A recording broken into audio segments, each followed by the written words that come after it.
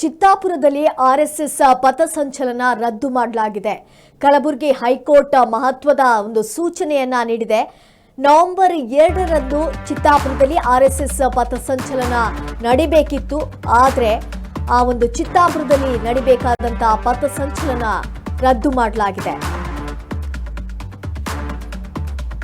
Kalaburagi high court ಒಂದು ಮಹತ್ವದ ಸೂಚನೆಯನ್ನ ನೀಡಿದೆ.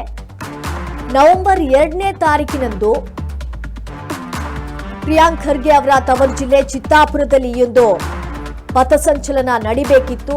ಆದರೆ ಅದನ್ನ ರದ್ದು ಮಾಡಲಾಗಿದೆ. ಚಿತ್ತಾಪುರದಲ್ಲಿ ಆರ್ಎಸ್ಎಸ್ ಪಥಸಂಚಲನಕ್ಕೆ ಅನುಮತಿ ಕೋರಿ ಅರ್ಜಿಯನ್ನ ಸಲ್ಲಿಸಲಾಗಿತ್ತು. ಇಂದು ಅರ್ಜಿಯ ವಿಚಾರಣೆ ನಡೆಸಿದ ಕಲಬುರಗಿ ಪೀಠ ಮತ್ತೊಂದು ಶಾಂತಿ ಸಭೆಯನ್ನ ಮಾಡಲು ಕೋರ್ಟ್ ಸೂಚಿಸಿದೆ.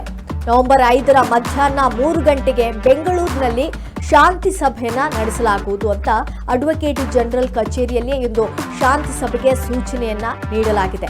ಆದ್ದರಿಂದ ಅರ್ಜಿ ವಿಚಾರಣೆಯ ದಿನಾಂಕ ನವೆಂಬರ್ 7ನೇ ತಾರೀಕಿಗೆ ಮುಂದೂಡಲಾಗಿದೆ.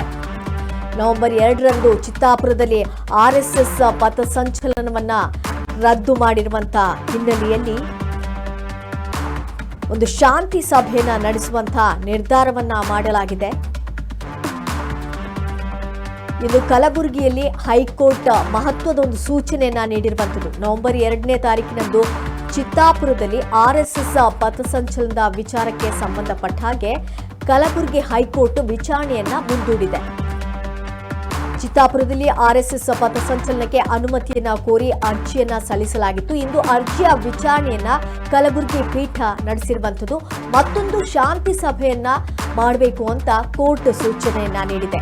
ನವೆಂಬರ್ 5ರ ಮಧ್ಯಾಹ್ನ 3 ಗಂಟೆಗೆ ಬೆಂಗಳೂರಿನಲ್ಲಿ ಒಂದು ಶಾಂತಿ ಸಭೆಯನ್ನ ಮಾಡಲಾಗುವುದು. ಅಡ್ವೊಕೇಟ್ ಜನರಲ್ ಕಚೇರಿಯಲ್ಲಿ ಒಂದು ಶಾಂತಿ ಸಭೆಯನ್ನ ಮಾಡಲಾಗುವುದು. ಹಾಗೆ ಅರ್ಜಿ ವಿಚಾರಣೆಯ ದಿನಾಂಕ ನವೆಂಬರ್ 7ಕ್ಕೆ ಮುಂದೂಡಲಾಗಿದೆ. ನವೆಂಬರ್ 2ರಂದು ಚಿತ್ತಾಪುರದಲ್ಲಿ ನಡಿಬೇಕಾದಂತಹ ಆರ್ಎಸ್ಎಸ್ ಪಥಸಂಚಲನಕ್ಕೆ ಹಿನ್ನಡೆಯಾಗಿದೆ.